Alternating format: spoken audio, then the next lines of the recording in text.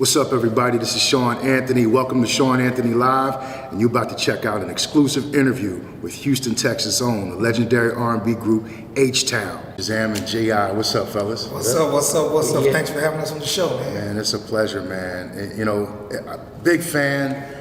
90s R&B, you know, that was my era of growing up, you know what I'm saying? And it's a pleasure to have y'all, you know, to be face to face with y'all and actually have a chance to chop it up with y'all, man. First of all, how have y'all been? You know, we've been going through a lot for the past 2 years with COVID. You know, how you guys been able to adjust and adapt to this new climate we live in? We've been doing it pretty well, you know what I'm saying? But, you know, we're back outside now, so we're trying to stretch our legs out a little bit, you know what I'm saying? And just get on this road and just make up dates that we had to cancel because of the COVID. So, you know, so we back out here. Has that been a big adjustment financially? You know what I'm saying? I mean, I ain't trying to be in your pockets or anything, but, you know, COVID messed it up for all of us, you know what I'm saying? A lot of people. Yeah. And it's still messing it up. They raised the gas on us and... It most definitely, you know, you just, you know, the money is, you know, you don't have as much money, you know, when you're not working, but we managed to get through it, you know what I'm saying? Luckily, we just didn't go crazy spending money on we was out there touring, so, you know, we was able to, I think it's lasted only a year, so we was able to kind of maneuver through some things through that year, but it has been rough, I mean, for everybody, I mean, including us, you know what I'm saying? So, but we pulled through it, though. Yes, sir. We pulled through it. The big impact that you guys have made in music, you know, I hear it's different in Texas, you know, the artists locally are big time, you know, how are you guys treated back at home? Yeah, the fans, you know, we get a great response every time we come there. We actually just did a show in Houston, maybe about a month ago. In December, yeah. And we got a great response. They love, you know, that they have a home talker. We the only really still the biggest male group out of Houston, Texas that sold over 1 million records. Right. But it ain't a lot of male groups. You know, we have another one called Ideal from there, but right now, you know, people still, we named H-Town, so it kind of, you know, we put the city on the map by calling ourselves H-Town. You guys, you know, are you open to collaborating with any new artists that are coming out, such as like a lot of rappers, and, you know, Drake mentions H-Town a lot, you know what I'm saying? Yeah, Drake is, he's in H-Town a lot, you know what I'm saying? Because, you know, he's with Jay Prince, so he's always down there. Most definitely do some with Jay Prince. You know, actually, Tyler Creator just with Drake, remade one of our songs. I don't know if it is, but he's one of the hot new guys out there, young guys of today's time. Tyler Creator, so you know, it was a collab, but it was he sampled out one of our songs and kind of did like a sample remake to it. So yeah, we're most definitely open to work with all the new guys. How does that help you guys, you know, being a prominent artist in the 90s, and then you have artists like Tyler, the Creator, you know, taking a sample of your music today? How does that help you guys, you know, overall? Oh, most definitely financially, you know what I'm saying? Yeah. So, you know, it's most definitely when they remake our music, you know, we get to kind of introduce us to a new audience. Yeah. And also, you know, we get that published. Right. Yeah, so yeah, most definitely. We wrote every song you hear from H-Town was written by H-Town. Yeah. You know, that's dope. So, that's dope, man. And can talk a little bit more about that, because, you know, some aspiring artists out there may be watching, may not understand the business side of the industry as far as publishing is concerned. You know, go ahead. Most definitely. I mean, publishing is a big deal, man. If you're very creative and you can write, produce, I would advise you to do it. But, you know, especially now because it's wide open for you to do anything now because of social media. You know, it's a digital world now, so it's easier to market yourself. And then it's like a retirement plan too. You know what I'm saying? Like, you know, like you get checks, you get the checks basically forever. You know what I'm saying? Especially you know, writing a couple of hits. Right. So you get those checks forever. You know what I'm saying? So, do you guys? Obviously, you're still making new music. I was on your website and I seen the new video, which I want to talk about as well. But have you guys been approached, or are you in the studio, you know, collaborating or thinking of writing songs for other artists and or producing for other artists? We just did a song with High Five that we just collaborated with High Five. We collaborated with Cut Close and Shy. So we did 3 collaborations. But on our new project, we have a new project now called Date Night. Yeah. and we collaborated with actually collaborated with another Houston legend, Little Flip. So Cut Close, Lil Flip, Houston native and a big hip hop star. And who else did you say? Little Flip. High Five. Is this all in one song? Or these are different songs. Different songs. Okay. Yeah. What's the expected time for that project to drop? Well, everything else is out now on our new EP called Date Night, but this latest one we just did with High Five is coming up very soon.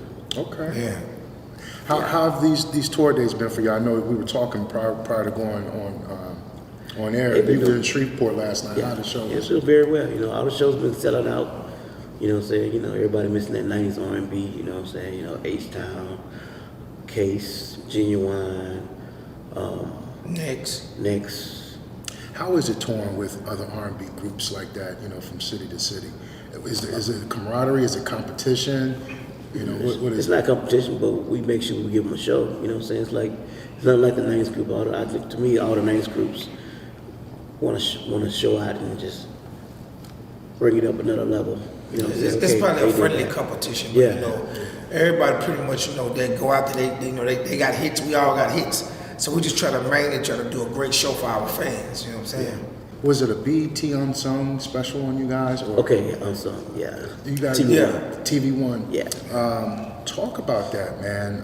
During the production of that, you know, obviously the loss of y'all family member, your brother, and you know, it really exposed a lot of things that you guys went through during the height of y'all's career, the peak of your music success. When that aired, what kind of I don't want to say what kind of response did you get from the people, you know, when that show aired? Well, you know, a lot of people were just happy, you know, that, you know, they never really knew a lot about his child, so it kind of gave them insight. But people was, you know, they learned a lot, you know what I'm saying? But the main thing they seen what we went through, but they was happy how we bounced back, you know, from it, you know, by getting back out on the road and touring and dropping new music. But our fans loved it, man. We actually in the makers of trying to do it, like work on a movie on our life, you know what I'm saying? So we also working on stuff like that where somebody can actually play Shazam, dealing with GI, them Texas boys, them Houston, Texas boys, you know what I'm saying? Talk about, you know, depression, mental health. That's become a more prominent conversation nowadays between a lot of people, and you know, I'm trying to tread gently on this conversation, but I think it's important for us to talk, especially as black men. We go through stuff and may not know how to express ourselves. You know, can y'all just speak on that?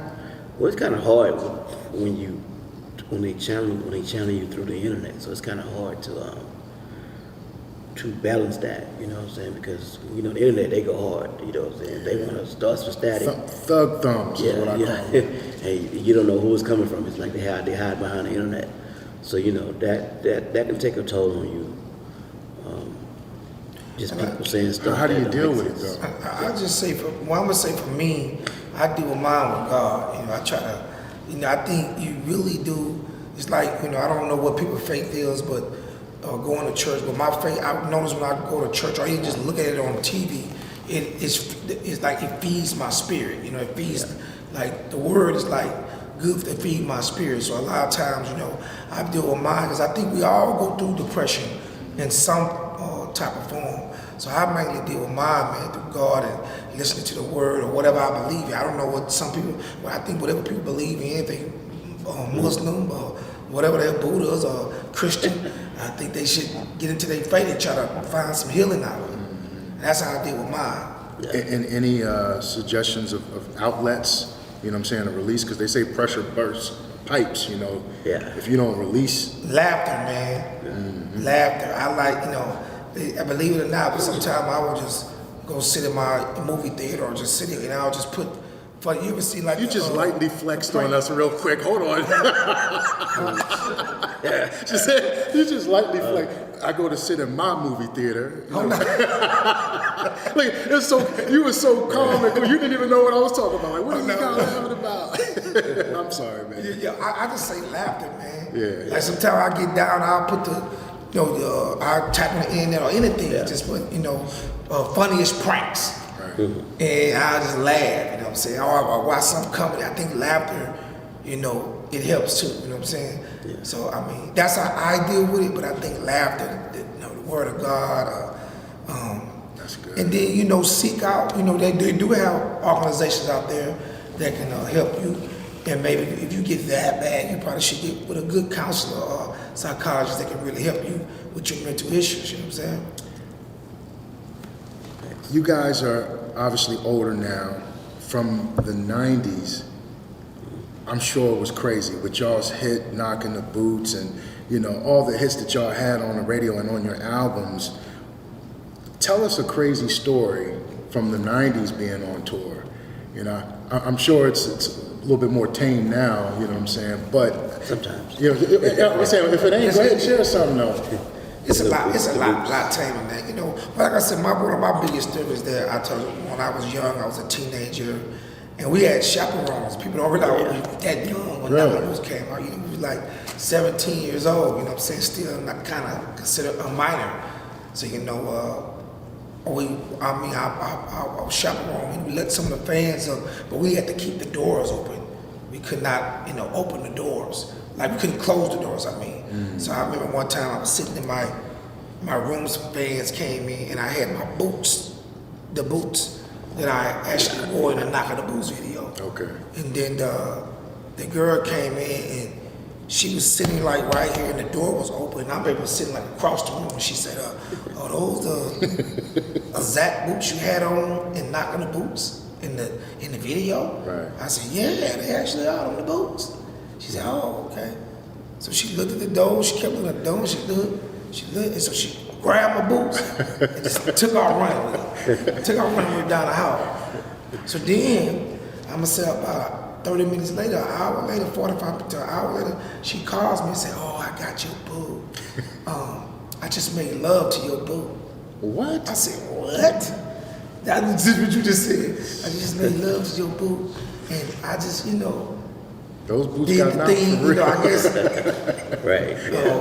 you know, masturbate on my boot or something, you know. Right. So she asked me, "Do you want it back?" I said, "Yeah, wash my boot off and bring my boot back. I want my boot back." But I never got that boot. So that girl out there, I'm still looking for that Yeah, boot. that's somebody's grandmama, man. want that boot. Maybe somebody's mama, man. Somebody's auntie down there. Yeah, I want that boot. What city was that? I can't even remember what city that was Man, in. see, we can narrow it down. We remember the I city. can't even see. Man, I can't even remember. That's all right. There was a lot of partying and a lot of Yeah. tours. Crazy times. So, what was your, you know, Luther Campbell is the person that's found you guys and signed y'all to your deal.